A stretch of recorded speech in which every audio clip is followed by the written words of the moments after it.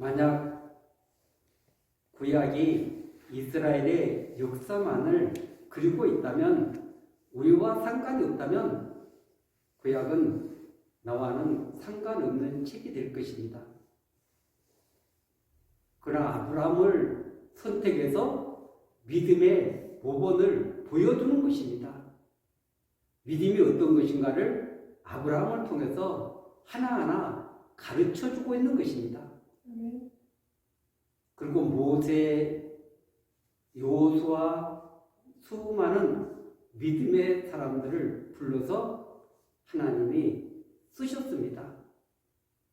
그런 사람들만 있는 게 아니라 왕정 지도도 보면은 히스기야라는 훌륭한 왕이 있었는가 하면 그 아들 므낫세는 엄청난 폭군이었고 이스라엘에서 가장 악한 그런 왕이었습니다. 어떻게 아버지는 성군인데 그 아들은 그런 악한 길로 걸어갔는가? 히스기야를 통해서 우리에게 보여주는 것이 있고 므낫세를 통해서 우리에게 보여주는 것이 있습니다. 히스기야는 종교 개혁을 일으킨 것입니다. 잃어버렸던 율법책을 다시 찾고 유월절을 지키고 그렇게 어려웠던 그 산당을 없앤 것입니다.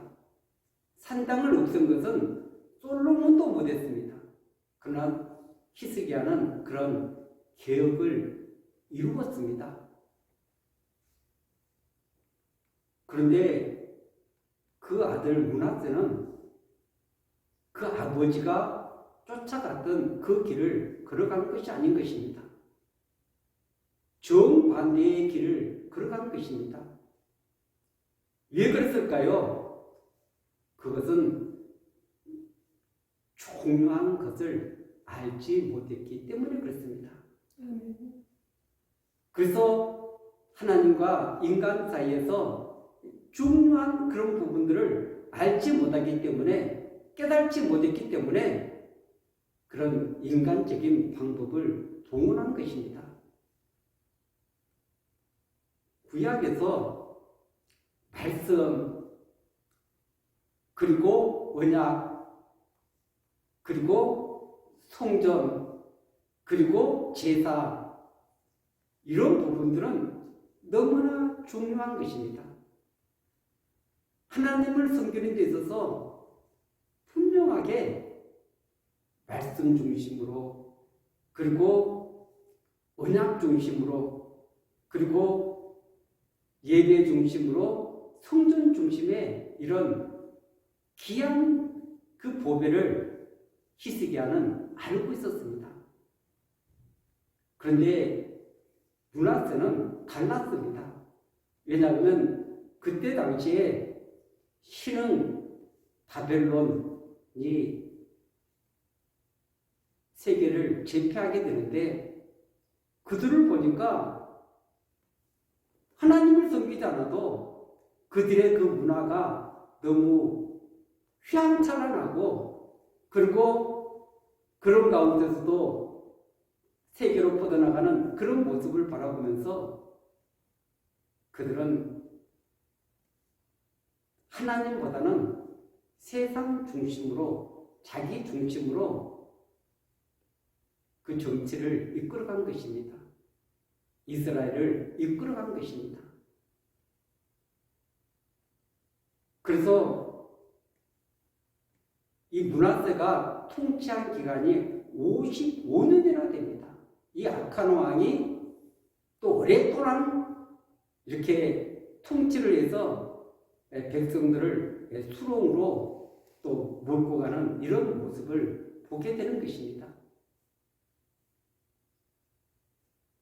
성경의 그 중요한 핵심 가치를 알지 못하고 깨닫지 못하다 보니까 그런 어리석은 선택을 한 것입니다.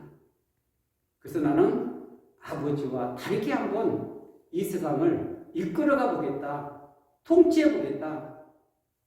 그런데 그 일이 하나님 보시기에 가장 악한 일들이었습니다.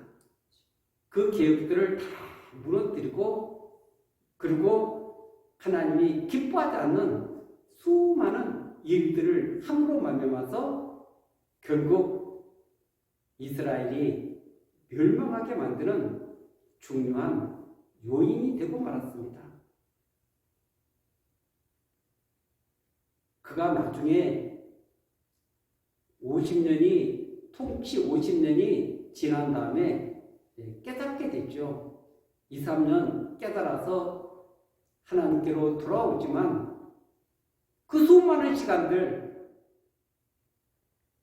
그 시간들을 자신뿐만 아니라 자신에게 맡겨진 그 백성들까지도 타락의 길을 걷게 만들어서 하나님 보시기에 그런 악한 길을 걸어간 것입니다. 이 므낫세를 통해서 보여주는 것은 무엇입니까? 우리가 가장 중요한 가치를 붙들어야 되는 것입니다. 성경의 그 중요한 가치를 붙드는 것이 그때 당시에 므낫세가 보기에는 하찮게 보이고 또 참 어리석게 보였지만 그것이 가장 중요하다는 것을 50년이 지난 다음에 깨닫게 된 것입니다. 얼마나 어리석은 일입니까? 우리에게도 이런 어리석은 전철을 밟지 말라고 선한 왕, 악한 왕 이런 사람들을 보여주고 있는 것입니다. 그렇기 때문에 우리가 믿음의 대상으로 삼고 오늘 또 우리가 걸어가야 될 이 믿음의 길에서 바른 선택을 할 수 있도록 우리에게 하나님은 말씀하고 계시는 줄로 믿습니다. 이 마지막 때에는 알곡과 쭉정이를 가리게 되는 것입니다. 그런데 내가 지금 알곡인가 쭉정인가 이것을 진단해야만이 쭉정에 있다면 쭉정의 길에서 돌아서서 알곡의 자리로 차츰차츰 옮겨가야 될 줄 믿습니다. 만약 내가 제자가 아니고 무리로 살아가고 있다면 그 무리에서 제자의 길로 돌아서야 되는 것입니다. 제자들은 십자가를 경험한 사람들입니다. 제자들은 부활을 경험한 사람들입니다. 제자들은 오순절 성령을 체험한 사람들입니다. 저와 여러분들이 제자가 되기 위해서는 반드시 십자가를 통해서 나의 그 죄음 같은 죄, 지름 같은 죄를 주님이 지시고 용서해 주신 그 놀라운 은혜를 경험하는 것입니다. 그리고 이 부활을 통해서 그 주님과 연합되고 하나 되는 그런 은혜를 깨닫게 되는 것입니다. 주님과는 떨어질 수 없는 그런 관계 속에서 나는 주님이 원하시는, 주님이 기뻐하는 그 길을 걸어가야 돼. 그러면서 그 길을 묵묵하게 걸어가는 것입니다.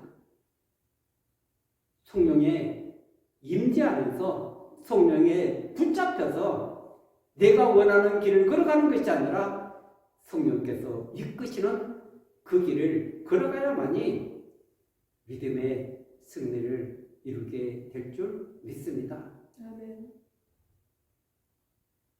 그래서 우리가 이 성경의 수많은 어리석은 사람들과 또 지혜로운 사람들, 열매 맺지 못하는 나무와 열매 맺는 나무, 그리고 들림받은 5 처녀, 들림받지 못하는 그런 5 처녀, 이 교회들을 통해 가지고 나는 지금 들림받을 수 있는 것인가? 나는 들림받을 수 없는 그런 믿음의 길을 걸어가고 있는가? 진단하고 잘못된 길에 있으면 반드시 돌이켜야 될 줄 믿습니다. 아멘. 이 땅에서는 기회가 있는 것입니다. 회개할 수 있는 기회가 주어지고 돌이킬 수 있는 기회가 주어진 줄로 믿습니다. 아멘. 그렇기 때문에 어리석게 그냥 수많은 사람들이 걸어가는 넓은 길로 걸어가는 것이 아니라 우리는 예수 그리스도를 따라서 십자가를 따라서 하나님이 원하시는 그 좁은 길을 오늘도 묵묵히 걸어가야 될 줄로 믿습니다. 아멘. 누가복음 2장에는 예수 그리스도가 어떻게 이 땅에 오시게 되었는가, 그리고 그 탄생을 처음 목격한 목자들, 그리고 마리아, 이런 여러 가지 등장 인물들이 나오고 있습니다. 처음 주님의 그 이 땅에 오심을 드러내는 사람들이 목자들입니다. 목자들은 그때 당시에는 증인으로 설 수도 없고 사람들이 부정하다고 여겨서 가까이 하지도 않습니다. 가장 비천한 사람들이 자기들이 그 양떼를 지키기 위해서 밤새도록 수고하고 있는 그들에게 주의 사자가 나타난 것입니다. 곁에 선 것입니다. 그 영광이 그들을 완전히 장하게 해버렸습니다. 그러면서 온 백성에게 미칠 큰 기쁨의 소식을 너희에게 전하노라. 온 백성, 첫째는 유다 백성들입니다. 그러나 더 넓게는 온 우주 모든 백성들을 다 망라한 그런 단어이지요. 그래서 모든 백성에게 미칠 큰 기쁨의 좋은 소식을 가장 먼저 전달받은 사람들이 그 지역에 있는 목자들이었습니다. 그러면서 오늘 11절에 보면 오늘 다윗의 동네에 너희를 위하여 구주가 나셨으니 곧 그리스도 주시니라. 아멘.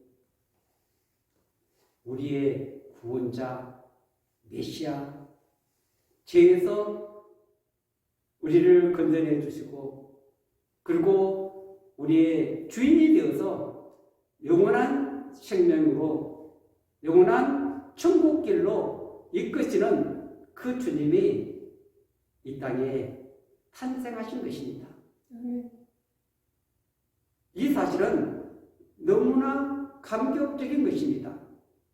왜냐하면 모든 인간은 죄 가운데 빠져서 죄 가운데 죽어가고 있기 때문에 그렇습니다.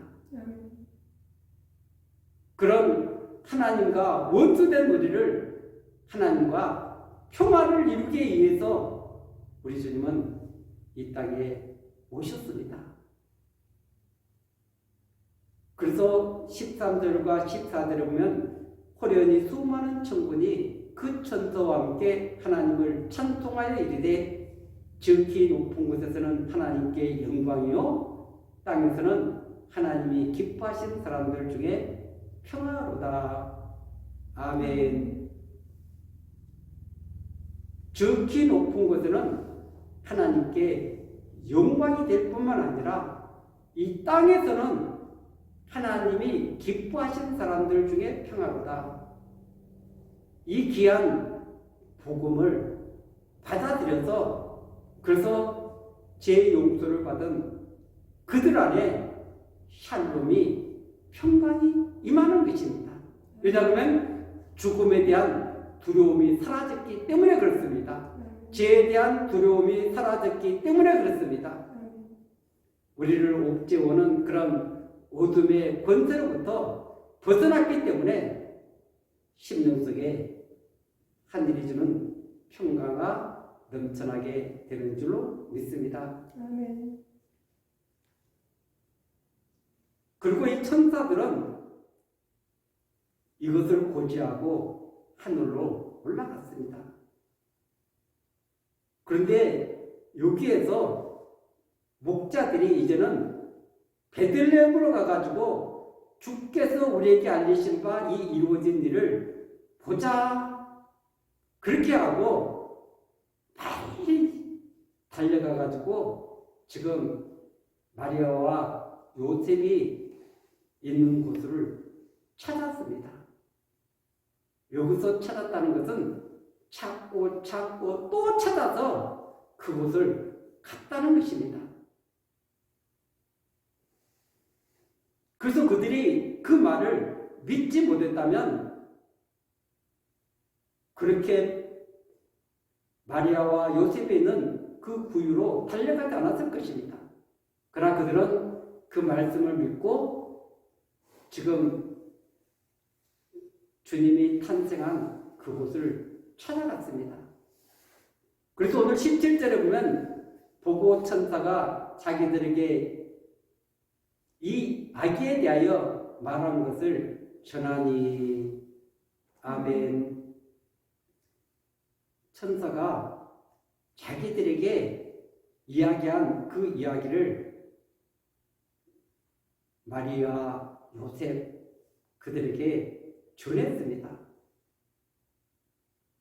오늘도 우리는 이 기쁜 소식을 전해야 될 줄로 믿습니다. 아멘. 이 기쁜 소식은 나만 간직하라고 주는 것이 아니라 이웃에게 수많은 절망 가운데 고통 가운데 죽어가는 영혼들에게 전하라고 주는 메시지인 줄로 믿습니다. 아멘.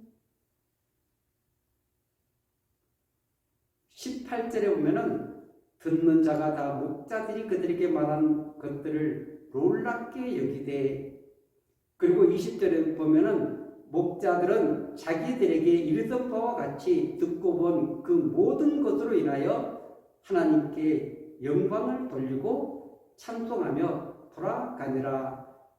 아멘. 목자들은 지금 천사가 전해준 그 사실과 자기들이 목격한 그 사실이 동일하다는 것을 깨닫게 되었습니다. 그러고 나서 이것은 그 천사들이 전해준 그 사실대로 이 모든 것들이 지금 현실로 나타나 있구나, 이것을 깨달은 것입니다.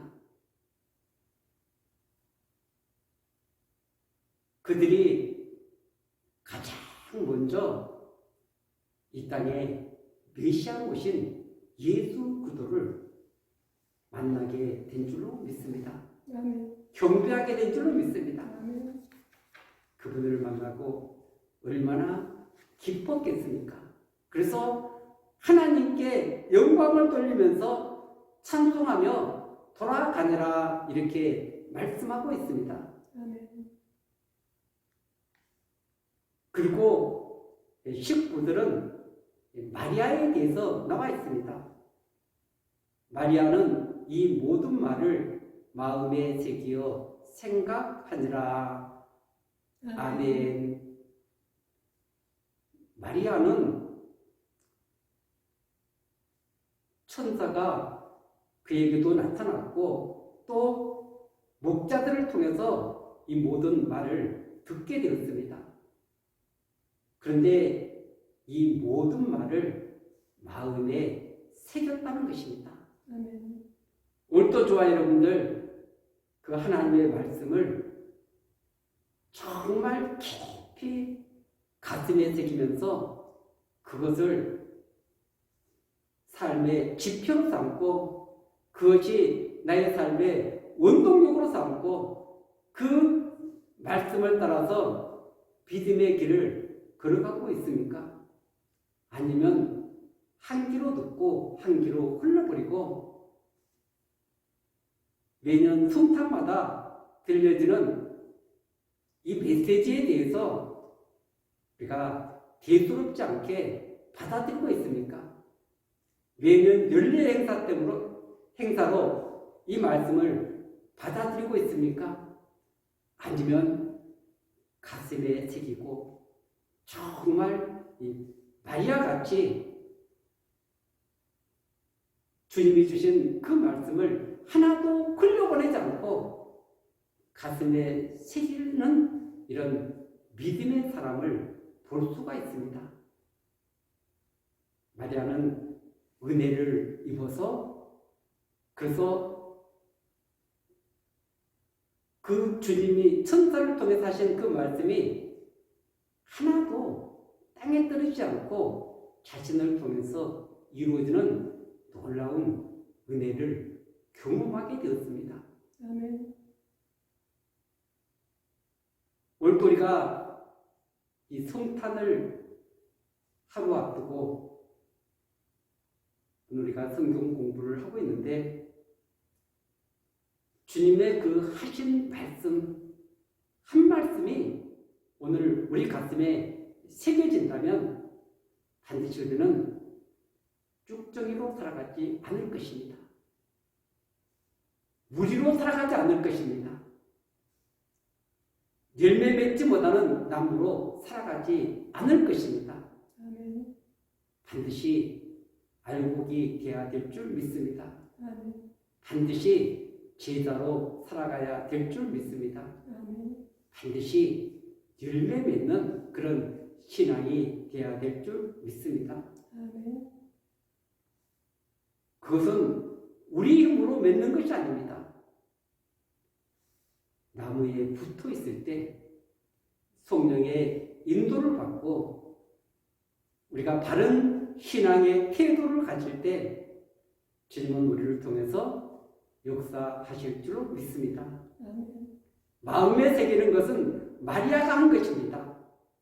마음에 새긴 것은 저와 여러분들이 말씀에 대한 태도를 가져야 될 줄 믿습니다. 아멘. 이것은 마리아에 대한 것이야. 이것은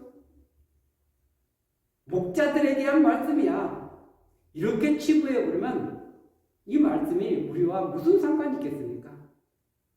그러나 오늘 이 말씀이 나에게 주신 말씀이라고 생각하면 오늘 그 말씀을 붙들어야 될 줄로 믿습니다. 아멘. 그리고 그 말씀이 반드시 언젠가는 실체로 드러나는 놀라운 역사가 나타나게 될 줄 믿습니다. 아멘.